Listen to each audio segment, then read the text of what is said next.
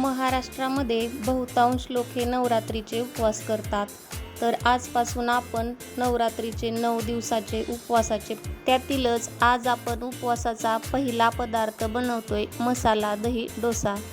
हे डोसे खाण्यासाठी एकदम मऊ व टेस्टी लागतात. सलग 9 दिवस उपवास असल्यामुळे आपल्याला दररोज तेच पदार्थ खायला नको वाटतात. तर थोड्या वेगळ्या पद्धतीचा हा दही डोसा आपण नक्की करून पहा. तर लगेच रेसिपीला सुरुवात करूयात. सर्वप्रथम आपल्या सर्वांचं स्वाद आपुलकीचं या चॅनलवर खूप स्वागत. डोसा बनवण्यासाठी मी इथे 1 वाटी भगर व अगदी 2 चमचे शाबू घेतलेला आहे. तर सर्वात अगोदर एका मोठ्या बाउलमध्ये घेतलेली 1 वाटी भगर व 2 चमचे साबुदाणा एकत्र करून त्यामध्ये आपण पाणी टाकून घेणार आहोत. सुरुवातीला दोन्ही एकत्र करून त्यामध्ये आपण पाणी टाकून व्यवस्थित असे हे धुवून घेऊयात. भगर व शाबू धुवून त्यातील सर्व पाणी बाजूला काढून नंतर दुसरे पाणी टाकून आपण हे 2 ते 3 तासासाठी मिश्रण भिजत ठेवणार आहोत. तुमच्याकडे अगदीच वेळ नसेल तर ही भगर 1 तास भिजवून घेतली तरी देखील चालेल. तर मी ते 2 ते 3 तास भिजवून घेतलेली आहे. भगर व शाबू व्यवस्थित असा भिजला गेलेला आहे. आपण आता यातील पाणी काढून हे मिश्रण वाटून घेणार आहोत. तर एका मिक्सरच्या भांड्यामध्ये घेतलेली भगर टाकून त्यामध्ये 2 चमचे दही टाकायचे आहे. दही वापरताना शक्यतो ताजे दही वापरा, म्हणजे हे दही आंबट नसावे. जर तुमच्याकडील दही आंबट असेल तर 2 चमचे घेण्याऐवजी 1च चमचा वापरा. यामध्ये आपण दही टाकल्यामुळे दुसरे पाणी टाकण्याची अजिबात गरज नाही. तर या पद्धतीने पाणी न वापरता हे मिश्रण आपण मिक्सरमधून करून घेतलेले आहे. तयार झालेले भगर व शाबूचे मिश्रण एका बाउलमध्ये काढून घेऊयात. अशा छान व साध्या सोप्या रेसिपी पाहण्यासाठी स्वाद आपुलकीचं या चॅनलला नक्की सबस्क्राईब करा. व्हिडिओ आवडल्यास लाईक करा. या मिश्रणामध्ये आपण काही जिन्नस टाकून घेऊ. त्यामध्ये चवीप्रमाणे मीठ, मिरचीचे काही तुकडे, तुम्ही जर जास्त तिखट खात असाल तर मिरचीची पेस्ट करून टाका. सोबतच 1 चमचा जिरा पावडर व अर्धा चमचा खिसलेले अद्रक.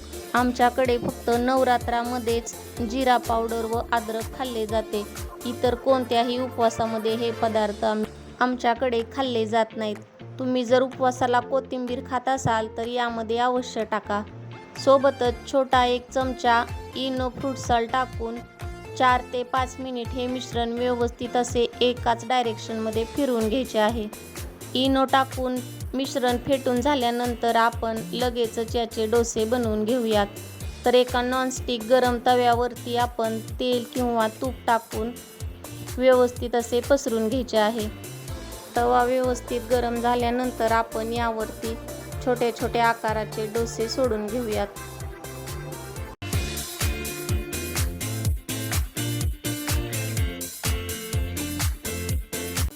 इथे दाखवलेल्या पद्धतीने डोसा बनवून घ्यायचा आहे. थोडे पीठ टाकून चमच्याच्या साहाय्याने ते पसरून घेऊन व्यवस्थित असा त्याला आकार देऊन घ्यायचा आहे.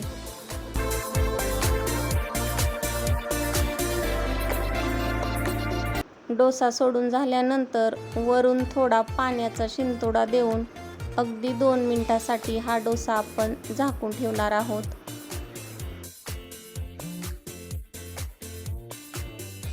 तर 2 मिनिटानंतर झाकण काढून हा डोसा पलटून घेतलेला आहे.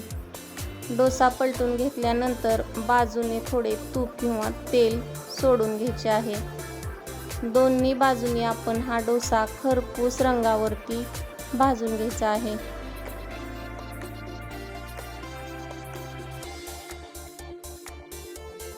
हा डोसा एकदम मऊ असा तयार होतो. तर गरमागरम हा डोसा तुम्ही दही, खोबऱ्याची चटणी किंवा शेंगदाण्याच्या चटणीसोबत खाऊ शकता. आज मी इथे या डोशासोबत दही घेतलेले आहे. त्यामध्ये आपण थोडे मसाले टाकून घेणार आहोत. तर त्यामध्ये टाकलेले आहे अगदी 1 चिमटभर मीठ, अगदी 1 चिमट लाल तिखट व अगदी 1 चिमट जिरा पावडर. हे लाल तिखट उपवासाचेच आहे, म्हणजे लाल मिरच्या मिक्सरमधून त्याची पूड तयार करून घेतलेली आहे. तर आपला डोसा व मसाला दही करून तयार झालेले आहे. गरमागरम अगदी हे छान व टेस्टी लागते. तर या नवरात्रीला हा उपवासाचा खमंग पदार्थ नक्की करून पहा. व्हिडिओ आवडल्यास एक लाईक जरूर करा व तुमच्या जवळच्या मित्रमैत्रिणींना देखील शेअर करा. तर नवरात्रीचे 9 दिवस वेगवेगळ्या पद्धतीचे उपवासाचे पदार्थ नक्की पहा. पुन्हा भेटू, तोपर्यंत धन्यवाद.